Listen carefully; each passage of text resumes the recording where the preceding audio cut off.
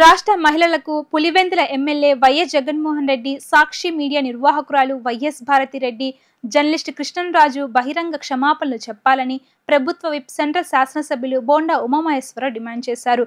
రాష్ట్రంలో సాక్షి మీడియాను, పేపర్లు వెంటనే రద్దు చేయాలని డిమాండ్ చేశారు. అమరావతి నిర్మాణం కోసం భూములు ఇచ్చిన రైతుల కుటుంబాలకు చెందిన మహిళలను అసభ్యంగా మాట్లాడిన వారిపై చట్టపరంగా చర్యలు తీసుకోవాల్సి ఉందన్నారు. సింగినగర్లోని సెంట్రల్ నియోజకవర్గ తెలుగుదేశం పార్టీ కార్యాలయం వద్ద నుండి అంబేద్కర్ బొమ్మ వరకు సెంట్రల్ నియోజకవర్గ తెలుగు మహిళా కమిటీ ఆధ్వర్యంలో సాక్షి కొమ్మినేని శ్రీనివాసరావు, జర్నలిస్ట్ కృష్ణరాజు అమరావతి మహిళలపై తప్పుడు మాటలను ఖండిస్తూ కొవ్వొత్తుల ప్రదర్శన నిర్వహించారు. ఈ కార్యక్రమానికి ముఖ్య అతిథిగా హాజరైన ప్రభుత్వ విప్ సెంట్రల్ నియోజకవర్గ శాసనసభ్యులు బోండా ఉమామహేశ్వరరావు పాల్గొని కొవ్వొత్తులతో ర్యాలీ నిర్వహించి సాక్షి న్యూస్ పేపర్ను దగ్ధం చేసి నిరసన తెలిపారు. ఈ సందర్భంగా బోండా ఉమా మాట్లాడుతూ సాక్షి ఛానల్లో ప్రసారమైన వ్యాఖ్యలకు నిరసనగా రాష్ట్ర వ్యాప్తంగా ఆందోళనలు జరుగుతున్నాయన్నారు.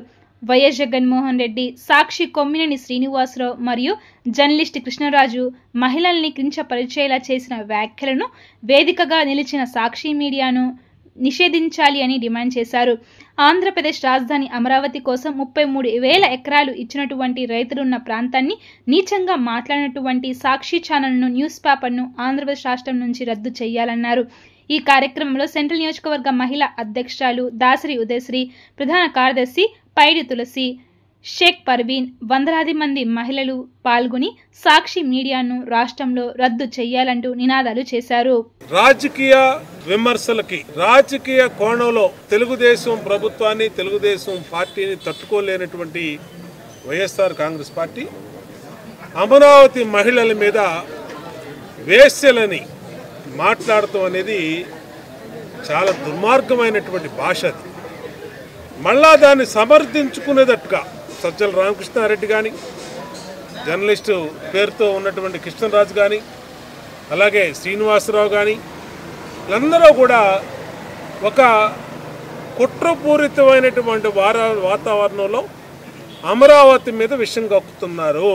ఈ అమరావతి మళ్ళా ప్రారంభమైంది, మళ్ళా అమరావతి నెంబర్ 1 సిటీగా వెలుగొందుతుంది. చంద్రబాబు నాయుడికి, తెలుగుదేశం పార్టీకి మంచి పేరు వస్తుంది. కాబట్టి దాన్ని ఏదో విధంగా చెడుముద్ర వేయాలనే దుర్మార్గమైనటువంటి ఆలోచనతో ఇవాళ అమరావతిని వేశ్యల రాజధాని అని చెప్పి మొత్తం రాష్ట్రాన్ని, రాష్ట్రంలో ప్రజలందరినీ కూడా అవమానపరిచింది వైఎస్ఆర్ కాంగ్రెస్ పార్టీ. దీనికి వైఎస్ఆర్ కాంగ్రెస్ పార్టీ బహిరంగ క్షమాపణ చెప్పాలా. మహిళల్ని కించపరిచినందుకు జగన్మోహన్ రెడ్డి బయటకు వచ్చి బహిరంగంగా క్షమాపణ చెప్పాలా. తప్పు అయిపోయిందని చెప్పి ఒప్పుకోవాలా.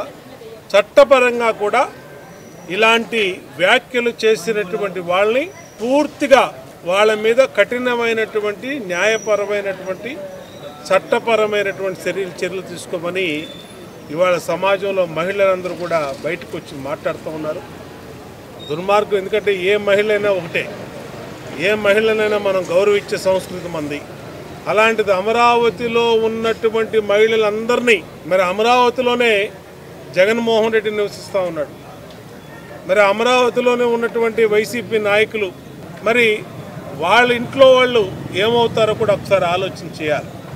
కాబట్టి ఇలాంటి దుర్మార్గమైనటువంటి భాషని వాడినటువంటి వాళ్ళ మీద కఠిన చర్యలు తీసుకోమని డిమాండ్ చేస్తున్నాం. ఈరోజు మా సెంట్రల్ నియోజకవర్గ మహిళా అధ్యక్షురాలు మా చెల్లెలు దాసరి ఉదయశ్రీ, ప్రధాన కార్యదర్శి మా పైడి తులసి, ఇంకా మహిళా నాయకురాళ్ళ ఆధ్వర్యంలో పెద్ద ఎత్తున నిరసన కార్యక్రమాన్ని చేపట్టారు. రాష్ట్రం మొత్తం కూడా నిరసనలు జరుగుతూ ఉన్నాయి.